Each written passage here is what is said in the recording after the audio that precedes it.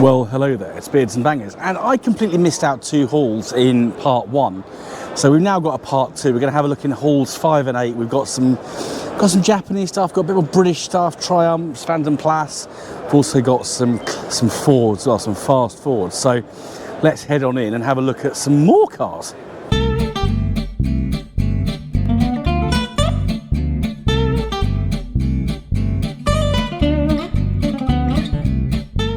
Hall 8 down a ramp. We've got some stuff we want to look at. We've got a Montego and 6R4. Is this the replica or is it an original? Let's have a quick look at the back of it, because there is a replica one going around with a Honda engine. No, that's a genuine Austin Rover V6 4V engine. Nice Nissan there as well. We've got a couple of it. So it's getting quite hard to film now because we've got a lot of people here, and most of them are fed and watered, some of them are beard as well. Have a quick look round Hall 8. Blue oval territory now, although not obvious from the first car. So a load of Anglia, including Anglia van. That's lovely. That is lovely. And then that's a Anglia with a Lotus twin cow engine under the bonnet. So that's quite an interesting little thing. Then we've got some Pumas, all in the same colour, absolutely gorgeous, this blue. Seeing an increasing amount of these nice little things, and these were, you do see them about still as people's kind of everyday cars. But yeah, beginning to take notice of these myself. Yeah, dear little cars, very well thought out little compact coupe. So of course Vauxhall had the Tigra, which was contemporaneous with the Puma. And we got some, I think we saw a Mark 1 Focus in part 1. But we got some special ones from RS Focus. Look at the exhaust on that. That's a big old pipe. There we can see our very, very snazzy, souped up engine. Yeah, a bit of a body kit on these, a little bit different to the one we saw earlier. And these are 3 doors as well. Another couple on here as well. So lots of fast forwards, and we've got some Escorts. So we saw the Orion earlier. We've got an Escort Estate and a Mark 1 Escort Mexico. And that's very clean. That's very, very clean indeed.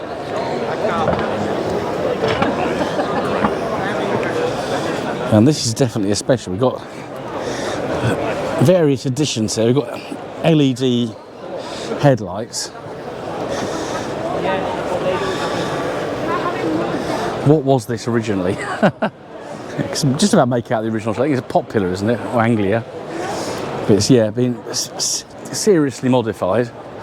Ooh, that yellow Capri, that's gorge. That's seriously nice. So Piranha Owners Clubs, this is the Piranha tuned versions. We've got V8, no we haven't, yeah, V8 under the bonnet, and a Piranha V8 Granada based car. Glorious. And another Capri, and we've got a couple of Capri 280s, part of the 280 group. No one on the stand. Oh, there may be someone over there, but they're beautiful examples. That's the thing with bringing cars to NEC. It's real. This is the resto show, and you've just got a barn find. You really got to have a clean car. Anything with the blue oval these days seems to command good money. It's that Mark 3 Escort RS. Well, it's an Escort gear, but it's got an RS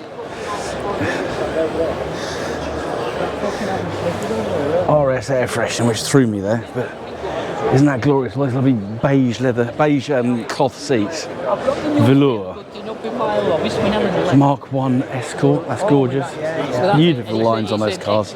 Another Capri 280. So we've got a good little selection of Fords in here. Granada. This is the Granada Drivers Guild, and there's Brian. We know Brian. Look at that Granada Coupe. That's just gorgeous. Utterly gorgeous.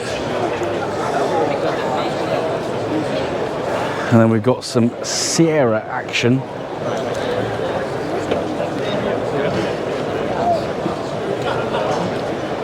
Look at that, that's just Sierra XR4i. That's just very, very aggressive, snazzy looking.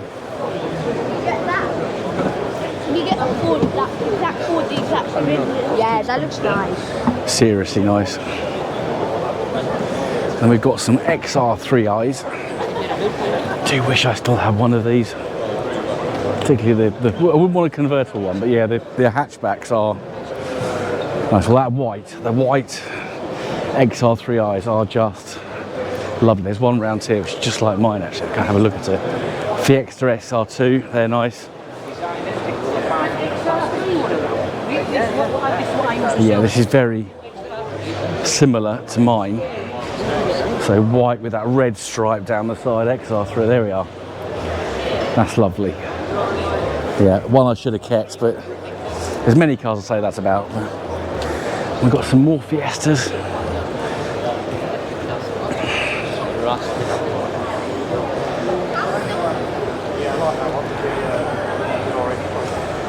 Yeah, lovely.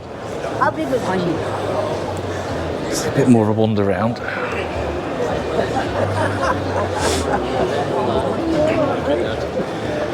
Got some more basics here, and I love obviously getting to see the Cosworths and the XR4i's and all that kind of stuff. But I love the more poverty spec cars. I just think I just love that. Like the Orion Estate we saw in part 1, just really, really nice. Something about them that I love. But that's quite cool. And then we've got something a bit more sporting next to it. So Fiesta with some Gen V throttle bodies, ITBs, custom exhaust manifold. Yeah, that's got some trick bits for sure under there. And we've got sort of modified was it Mark 5? Yeah, Mark 5 Escort, and then another Fiesta RS, and that's a rare beastie. And a nice looking bit of kit, I like that.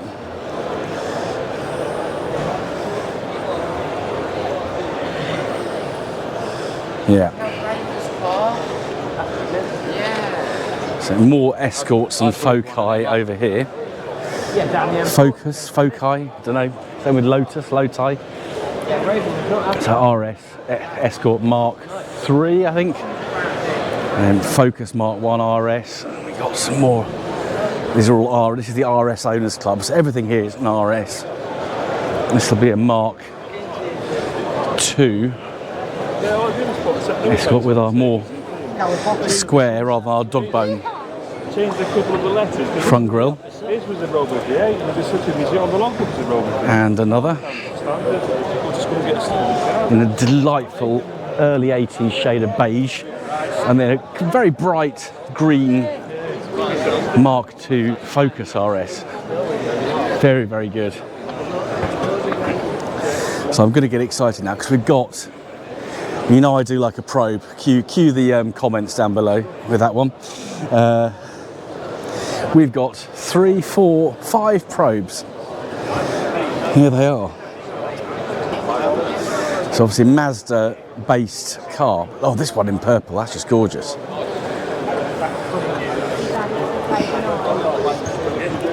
That's the 2 litre, so me being me, I would have to go for the 2.5.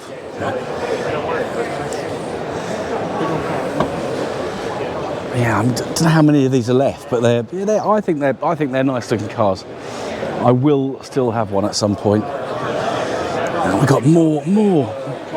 So we've done well for Rovers, but we're doing very well for Fords in this haul. So pretty much exclusive. I think it's exclusively Fords in here. So we'll have a quick whiz round. I'm not gonna stop at every car because there are people far more knowledgeable about Focuses and Escorts and Sierras than me. But it's just an X-Type Jaguar, so yes, it's not a Ford, but it's based on the Ford Mondeo, of course, the X-Type, with Ford-derived engines as well, which Jaguar had gone over to at that time. That limey avocado-y green is lovely. That's very nice.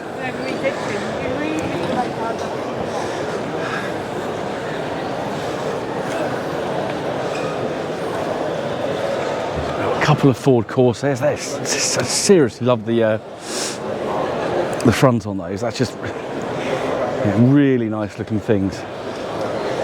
Really, really nice.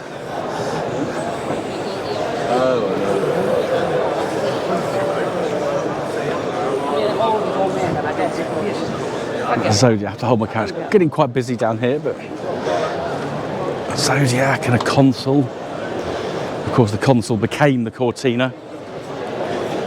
And another Zephyr.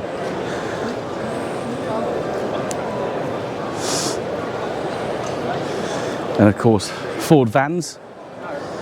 There's actually an AA Transit van here. We'll have to divert and have a look at that, because that is really quite nice. I like that. Yeah, my father's company had a Transit, probably about this age actually, with a V4 engine, petrol engine. So yeah, seeing that mark of Transit is quite evocative for me. But there's more down there, including fairly new Iveco van as well. Got some American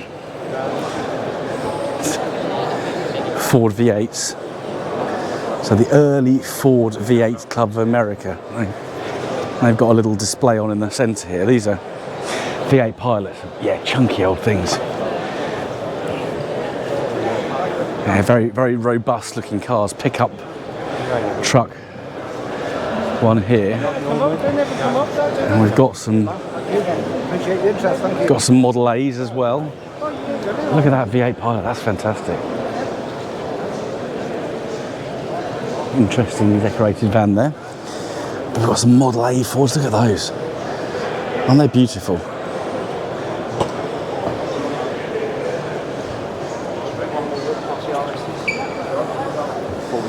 So there's a little flavour of all the Fords in Hall 8. Cortinas are down here. But it's hard to film them because there's so many people now. Right, finally we can get near a Cortina. There we are. A couple of Cortinas for you. There's one that's kind of stripped bare. Look at that on the end. Right, we're going to wander over to Hall 5. So back on the ramp, we've got a couple of cars just exhibited. So another Focus RS Mark IV, I think, and then a MR2 Mark I, which looks very clean. These can look a bit tired often, but that one is shiny. So we have got some Japanese, not an awful lot. We've got, what have we got here? We've got Toyota Supras.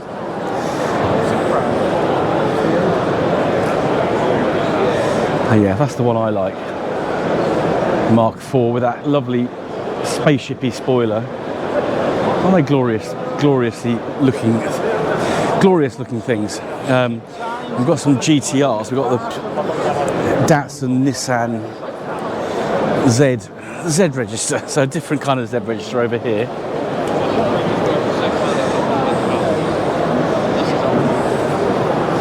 That's very, very nice. I would, yeah, happily have any of these.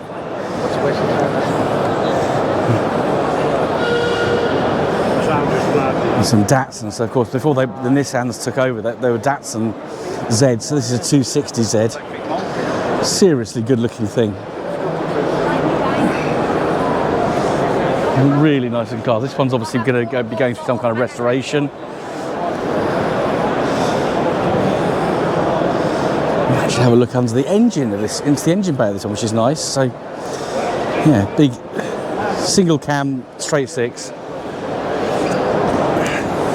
with triple Webers, I think. Yeah, Webers with K&N filters. That's gonna make quite a nice sound, I'd imagine. Yeah, but aren't they lovely? The Datsun Z cars, really, really good looking things. We've got some Mitsubishis, we've got Celicas here, Celica Island, we've got Mitsubishi FTOs. So not as much Japanese stuff as one might expect. Bit of a Mazda, kind of RX-7, all RX-7s.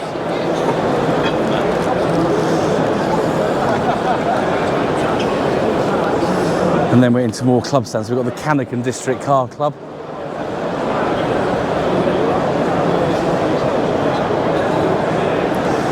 With a nice little selection of Vauxhalls, actually.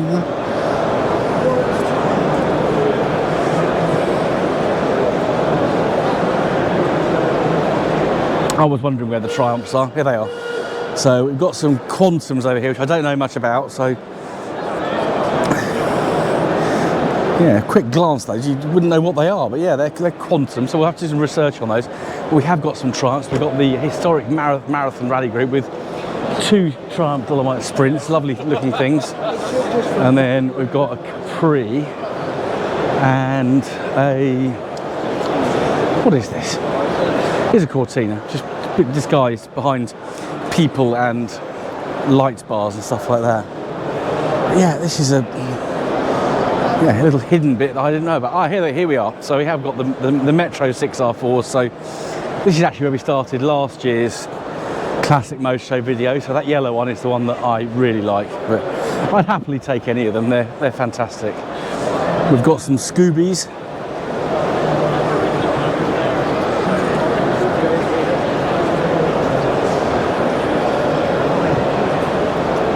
Please do not touch. Very important thing to put on your car, because people do touch. They have this thing about sitting on and touching cars, which is very rude.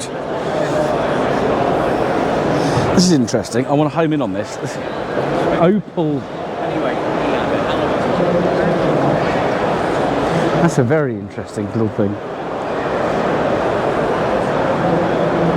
Opel GT. That's a nice looking car. It's very, actually quite Japanese in its styling. I really like that a lot.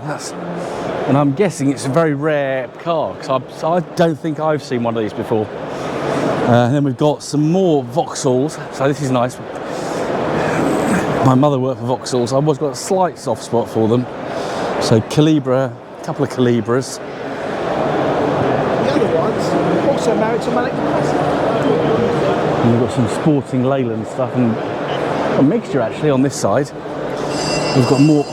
That's really nice to see 4 Calibras together, plus the one earlier. Then we've got some Astras as well, so GTE. And you try and find one of those now. They're rare cars. But we've got four of them here, which is really good. A bit more down here for lovers of the Griffin badge. That's nice. I like those. Often you get Perspex covers over the light wells for aerodynamics. But yeah, Cavaliers. Oh, and that Cavalier is very nice. Yeah. So if you're a Luton car fan, well, Carlton's beautiful.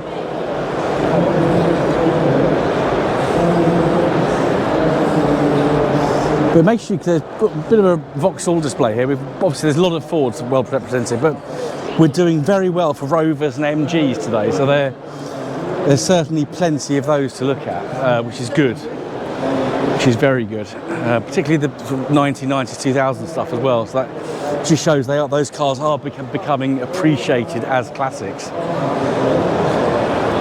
But that's great. And then here we have got some Forenzas, high performance versions, so actually have a little look under the bonnet. Just 2 in the Strombergs. But yeah, but that's what I mean about the Perspex over the lights, just to give it some aerodynamics. So we'll move away. We have got the kind of the live stage behind us. Oh, look at that. being stripped out. Okay, we've done Hall 8, now it's time for Hall 5.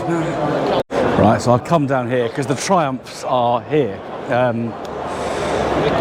And the first thing we're greeted by is a Spitfire with its bonnet up, which is really good. That's very tidy, that's lovely. And then we've got Herald 1250. Isn't that the best thing about Triumphs? That bonnet tilting forwards, you can just completely access the engine bay, even if you're only 2 foot tall, you can still do work on the car.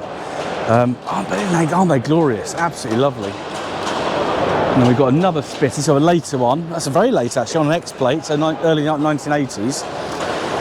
And it shows with the kind of the steering wheel and the sort of plastics in there. Yeah, the 1500. Obviously, the 1500 engine also found its way into the very late MG midgets as well. We've got a Triumph 2.5. Whether it's a PI, I think probably not a PI, probably just a oh no, it is. It's a fuel injected Triumph 2.5. So it's 2.5 PI, and that's a seriously clinker. I love Triumph on Millionite wheels. Is for me something very special. It's the only reason I've come to this hall is to look at Triumphs basically. TR7's a bit Marmitey for me. Obviously iconic Harrisman design. You always get a good turnout of these at these motor shows. Would I have one? Probably not. If I'm going to have a car with that engine, it would have to be a Dolomite Sprint. There's more Triumphs.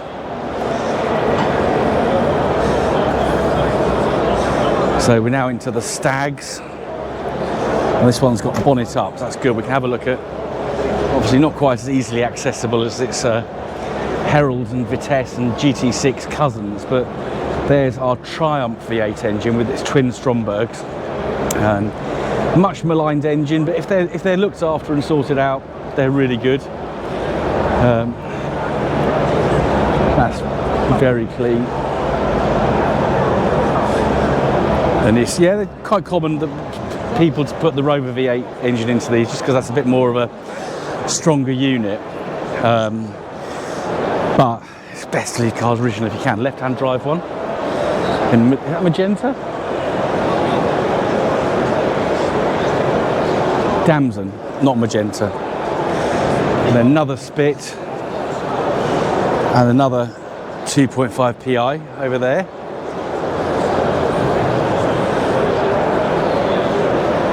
This looks heraldic. It is. It's a beautiful Triumph Herald. Just lovely, lovely little things. And then we're into some TRs. So TR 2 through to 6. So that's a TR2. So that's an earlier one. And then we've got a 4. And that's a hardtop. That's got the rather nice hardtop that Triumph did on these. That's seriously quite attractive. And then we've got another one behind. What have we got behind? That's a 6. So yeah, so the styling obviously changed slightly, but yeah, we've got our fuel injected 2.5 litre straight 6 there. Another TR7, and then another Triumph Italia. And a Swallow Duretti, which is obviously linked to Triumph in some way, shape or form. We're not done. We've got more Triumphs to look at.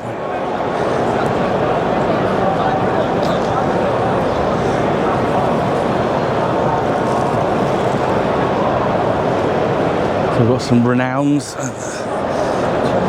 And then we've got, oh, Triumph Glorious. Look at that. Isn't that superb?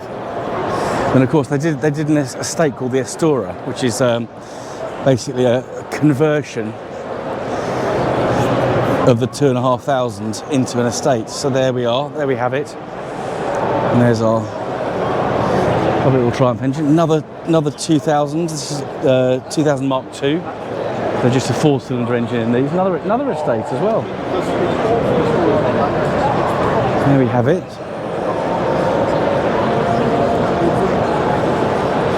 And there are more Triumphs, doing well for Triumphs, which I'm pleased about.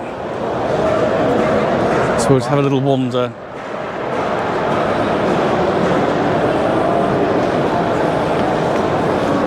along here.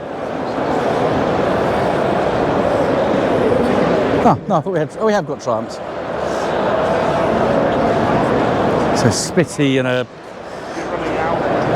TR3, and then we've got, oh, look at that.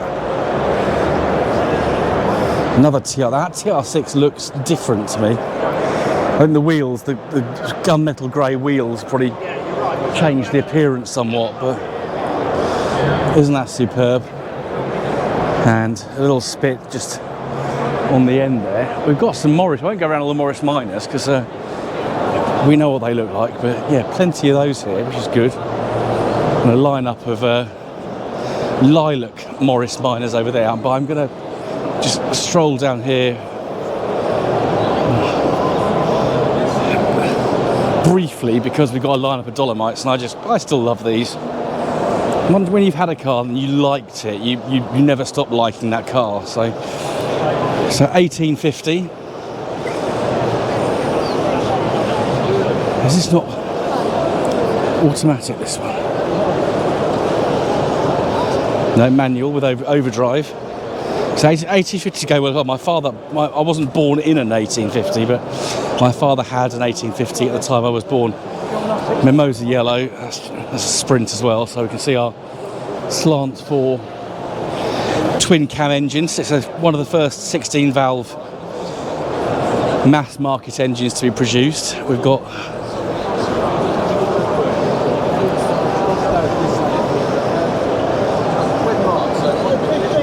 another one here.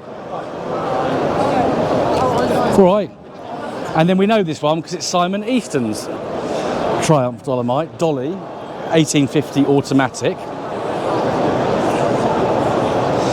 And there is Timsy. And of course, it wouldn't be a British car show without the iconic Mini. We've got a nice little selection of classic Minis, including a Cooper S, one of the Monte Carlo Minis.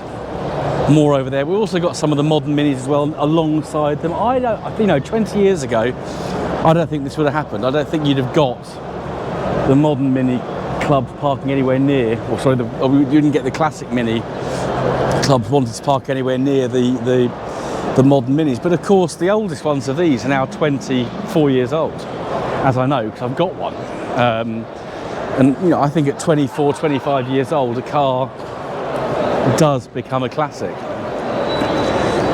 And we've got a reasonable amount of Minis. But I think going back through these two videos, obviously part one is a lot longer than part two. I think Rovers, MG Rovers, have won the day. I really do. Not masses of P6s, not masses of SD1s, but lots of Rovers from the 1930s right through to.